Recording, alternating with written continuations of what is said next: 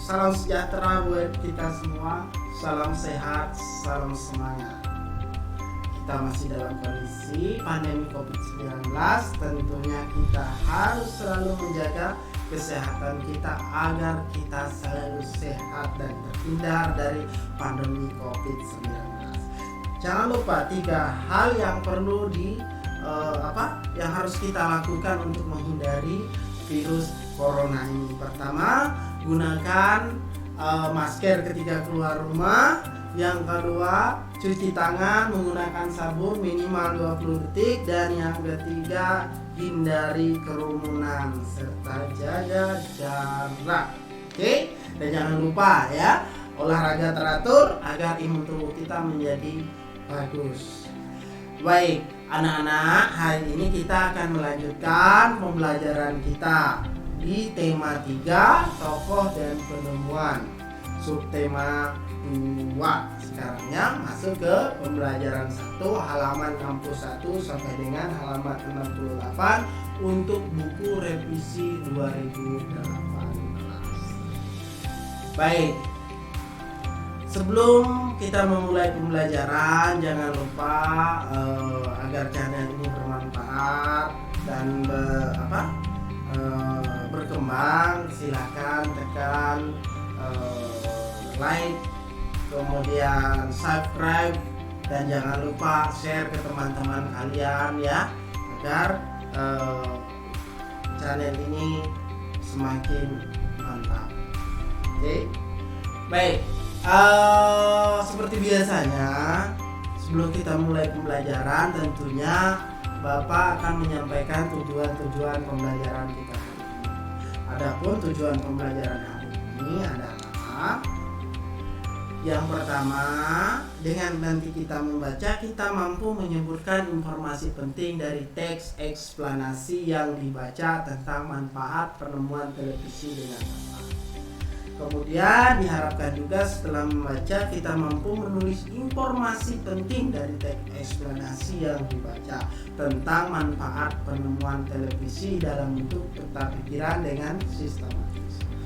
Kemudian diharapkan kita mampu mengidentifikasi perubahan sosial budaya dalam kehidupan masyarakat dalam rangka modernisasi bangsa Indonesia bidang iptek dan pendidikan dengan mandiri. Setelah membaca dan diskusi, kita mampu mempresentasikan perubahan sosial budaya dalam kehidupan masyarakat dalam rangka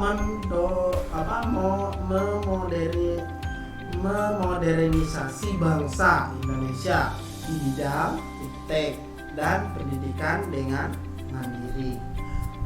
Kemudian yang kelima, dengan membuat rangkaian listrik paralel, kita mampu menguji model rangkaian tersebut dengan tepat. Dan yang terakhir adalah dengan membuat rangkaian listrik paralel, kita mampu menyajikan laporan hasil percobaan rangkaian paralel dengan sistematis. Oke? Baik, kita mulai pembelajarannya ya. Perkembangan kehidupan masyarakat tentunya banyak dipengaruhi oleh beragam penemuan, seperti penemuan televisi yang kemudian mampu mengubah peradaban dunia. Hal ini terbukti dengan sekarang kita sangat mudah mengetahui informasi berdasarkan informasi dari televisi, baik dari berita ataupun lainnya.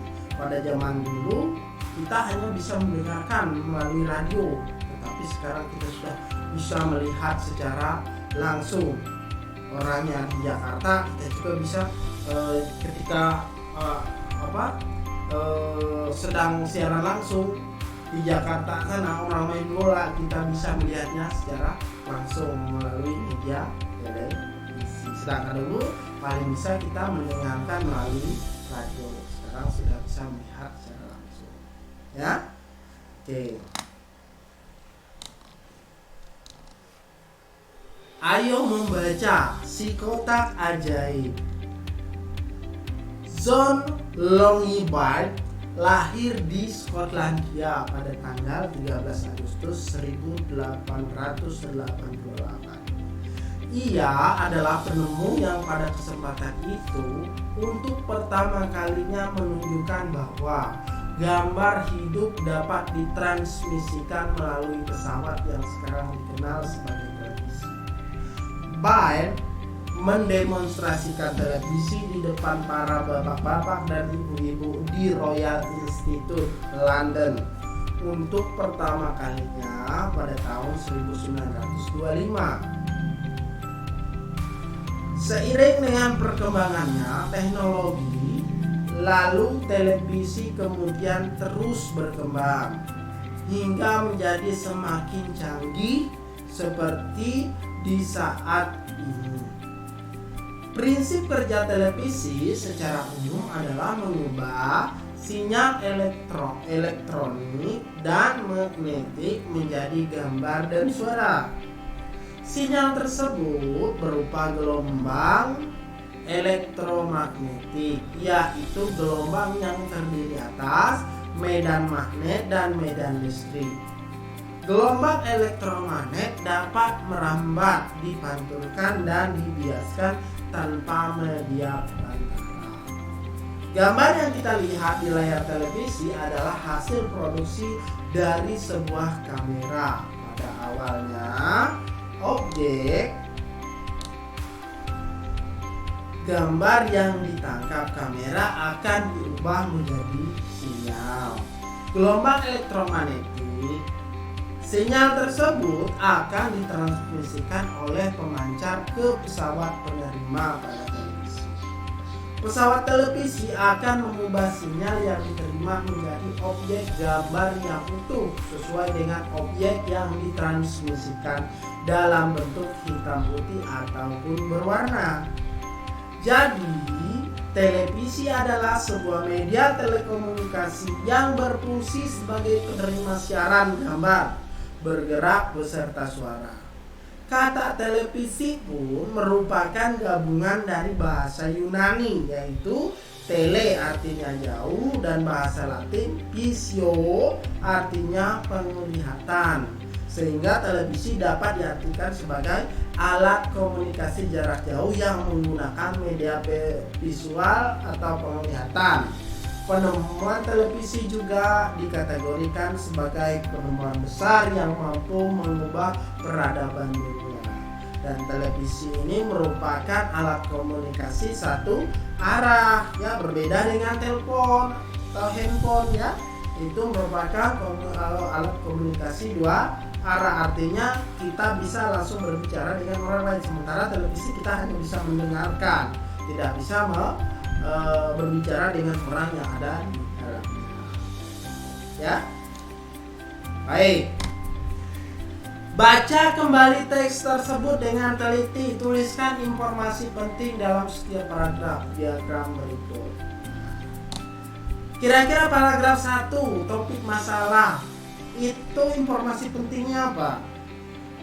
Informasi pentingnya adalah kita mengetahui asal muasal dari John Locke Baird, ya, yaitu dia lahir di Skotlandia, ya, 13 Agustus 1888. Ada juga informasi yang penting adalah pertama kalinya dikenalkan televisi, ya, yaitu pada tahun 1925, bahkan sebelum Indonesia merdeka, ya. Lanjut. Paragraf kedua, deret penjelas. Informasi penting yang kita dapat dari sini, informasi pentingnya adalah kita mengetahui bahwa sistem kerja televisi, yaitu mengubah sinyal elektronik dan magnetik menjadi gambar dan suara. Kemudian sinyal tersebut berupa gelombang elektromagnetik, yaitu gelombang yang terdiri atas medan magnet dan medan listrik. Kemudian yang ketiga yaitu paragraf 4, kesimpulan dan pesan. Di sana kita mendapat informasi penting bahwa nama televisi itu berasal dari bahasa Yunani dan bahasa Latin, yaitu di mana bahasa Yunani adalah tele yang memiliki arti penglihatan ya. Sedangkan visio adalah jauh, kalau tidak salah tadi ya. Maaf, terbalik. Tele artinya jauh, sedangkan visio artinya penglihatan ya. Tuh awal mula dinamakan dengan televisi. Oke? Jelas ya? Kita lanjut. Perhatikan gambar berikut ini. Nah, ini gambar televisi. Dari yang semula hanya hitam putih, TV awal dulu, kemudian muncul TV tabu yang sudah memiliki warna, dilanjutkan dengan sekarang TV LED yang tidak menggunakan tabu, tipis saja ya. Ini perkembangan dari awal ya, kita lihat. Nah, sekarang ini tugas kalian dari perkembangan ini. Nah, tugas kalian yang pertama adalah bagaimana pengaruh televisi terhadap kehidupan kita. Oke, ini tugas pertama ya. Kedua, bagaimana cara kita menyikapi banyak dan beragamnya informasi yang berasal dari televisi. Dan yang ketiga, bagaimana dampak positif dan dampak negatif televisi terhadap kehidupan masyarakat. Oke, silakan dicatat pertanyaannya, kemudian dijawab. Cari informasi dari manapun, boleh bertanya dengan kakak, dengan kakak, dengan ayah, dengan ibu, atau menggunakan media sosial. Oke, kita lanjutkan. Perhatikan penggalan-penggalan kalimat bercetak mirip tebal pada teks tersebut. Tadi ada Bapak tandai pada teks tersebut kalimat yang bercetak tebal dan miring. Sekarang kita lihat. Kalimat bercetak miring itu disebut dengan kalimat tidak efektif ya. Nah, kita lihat contohnya dulu yang tadi sudah bercetak miring ya. Penemu yang pada kesempatan itu untuk pertama kalinya. Kemudian yang kedua, di depan para bapak-bapak dan ibu-ibu.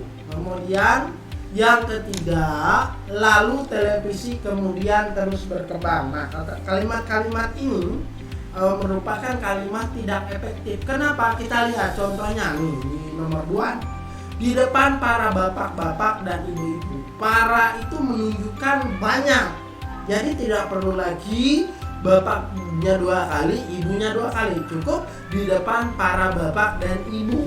Atau sebaliknya, paranya dihilangkan di depan bapak-bapak dan ibu-ibu. Itu boleh, tetapi paranya dihilangkan. Ini menyebabkan dia tidak efektif. Kemudian kita lihat, lalu televisi kemudian terus berkembang. Lalu dan kemudian bedanya apa? Sama saja, ya. Itu yang membuatnya tidak efektif, susah dimengerti kalimatnya. Coba misalnya kita ganti, gunakan hanya kata lalu. Lalu televisi terus berkembang. Atau kemudian televisi terus berkembang. Nah, itu lebih mudah mengerti daripada lalu televisi kemudian. Nah, ini yang membuatnya tidak efektif. Apa sih Pak kalimat efektif? Nah, untuk mengetahui kalimat efektif, perhatikan tulisan berikut ya. Kalimat efektif adalah kalimat yang disusun berdasarkan kaidah-kaidah yang berlaku, seperti unsur penting yang harus dimiliki setiap kalimat, subjek dan predikat, memperhatikan ejaan yang disempurnakan, serta cara memilih kata atau diksi yang tepat. Dalam kalimat yang memenuhi kaidah tersebut jelas akan mudah dipahami oleh pembaca atau pendengar. Itu yang disebut dengan kalimat efektif. Sedangkan kalimat ini tidak mudah dimengerti, sehingga dia dikatakan kalimat tidak efektif ya. Jadi ini yang perlu kita pelajari ya. Oke, kita lanjut. Seiring dengan perkembangan teknologi saat ini, terdapat banyak stasiun televisi yang menayangkan berbagai acara setiap hari. Bahkan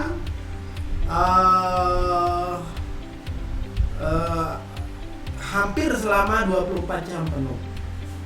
Jenis acara yang ditayangkan sangat beragam seperti berita, film anak-anak maupun film dewasa, talk show, sinetron, dan acara hiburan. Bagaimana kalian menyikapi hal tersebut? Oke, kalian cukup berpikir ya bagaimana kita menyikapi hal tersebut ya. Kemudian bagaimana dampak positif dan dampak negatif televisi terhadap kehidupan masyarakat. Diskusikan hal tersebut bersama teman dan tuliskan hasilnya dalam diagram berikut. Pengaruh televisi terhadap kehidupan masyarakat di lingkunganku ya. Nah, di sini boleh kita coba kita lihat pengaruh positifnya televisi itu apa saja, pengaruh negatifnya itu apa saja. Ini silakan kalian isi ya. Ini salah satu tugasnya ya. Oke. Apa kira tidak terlalu sulit ini pengaruh positifnya dan pengaruh negatifnya. Seperti halnya televisi menggunakan sumber energi listrik, lampu-lampu di rumah kalian juga menggunakan energi listrik. Sekarang kamu akan kembali menemukan cara membuat rangkaian paralel lampu sederhana menggunakan energi baterai. Mari kita lihat. Baca kembali daftar alat dan bahan yang telah kamu buat pada pembelajaran sebelumnya. Siapkan alat dan bahan yang telah kamu miliki untuk percobaan membuat rangkaian lampu paralel sederhana. Gambarlah rencana rangkaian lampu paralel yang akan kamu buat. Sesuaikan rancanganmu dengan bahan-bahan yang kamu miliki. Kamu dapat menambah jumlah lampu atau baterai sehingga rangkaian lampu paralel yang dibuat akan beragam. Oke. Berikut sedikit petunjuk tentang rangkaian lampu paralel sederhana. Ya, rangkaian paralel sederhana berbeda dengan rangkaian seri yang disusun sebaris. Rangkaian paralel adalah rangkaian listrik yang disusun berderet, di mana masing-masing lampu memiliki rangkaian tersendiri yang terhubung kepada sumber energi. Karena itu, apabila ada satu atau lebih komponennya rusak atau dicabut, maka komponen lainnya akan tetap berfungsi tanpa gangguan sama sekali. Nah, itu perbedaannya dengan rangkaian seri. Kalau rangkaian seri, satu diputus semuanya mati. Sedangkan paralel, salah satunya diputus, yang lain belum tentu mati. Ini contohnya ya, rangkaian seri. Nah, kalian bisa lihat kalau rangkaian seri ini kalau kita putuskan di sini, ya, maka lampu dipastikan akan mati dua-duanya. Berbeda dengan seri.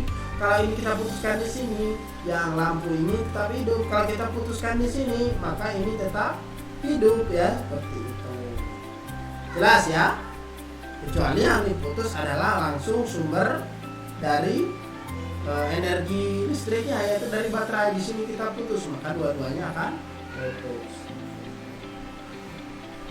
Baik, kita lanjut. Tugas 2. Nah, ini tugas kalian yang kedua ya. Silakan dikerjakan. Yang pertama, gambarlah rancangan lampu paralel sederhana. Buatlah rangkaian lampu paralel berdasarkan rancangan tersebut. Ikuti panduan keselamatan kerja pada pembelajaran sebelumnya selama kamu melakukan percobaan. Kamu boleh membuatnya berkelompok dengan teman atau tetanggamu. Ingat, perhatikan protokol kesehatan. Jangan sampai nanti gara-gara kerja kelompok kalian terjangkit virus COVID-19 ya. Nah, ketika kalian mengerjakan, kalian bisa merekam video atau memoto hasil kerja kalian yang kemudian dikirimkan ke Bapak. Oke, jelas ya? Itu tugas kalian. Jika sudah selesai, kamu dapat menguji model lampu yang telah dibuat. Cermati pertanyaan berikut untuk mengujinya, ya. Apakah lampu pada rangkaian paralel menyala dengan baik? Misalnya menyala dengan baik, kalian bandingkan dengan punya terangnya lampu pada rangkaian dengan lampu milik teman kalian. Analisa penyebab perbedaan tersebut. Jika lampu tidak menyala, bandingkan rangkaian lampu kalian dengan rangkaian milik teman yang menyala. Temukan kesalahannya, apa saja kesalahannya. Kemudian jika lampu mudah putus, amati jumlah baterai yang digunakan. Kemudian temukan permasalahan. Ini apabila sudah kalian membuat ya. Ini tidak perlu dijawab, tetapi kalian pelajari. Kira-kira apa kesalahan atau perbandingan dengan mantan. Ya, jelas ya. Buatlah laporan dari percobaan rangkaian paralel sederhana yang kamu lakukan. Nah, ini tugas kalian setelah jadi ya. Sebutkan nama percobaannya apa. Misalnya kalau ini kan jelas percobaannya pembuatan rangkaian listrik paralel ya. Nama percobaan pembuatan rangkaian listrik paralel. Nah, kemudian tujuannya kalian bisa isi sendiri, alat-alat yang kalian bisa tulis, kemudian langkah kerjanya bagaimana, kesimpulannya seperti apa. Jelas ya? Oke, mungkin untuk hari ini kita cukupkan pembelajarannya. Mudah-mudahan apa yang kita pelajari hari ini bermanfaat. Bertemu lagi besok. Wabillahi taufiq wal hidayah. Wassalamualaikum warahmatullahi wabarakatuh. Salam cerdas.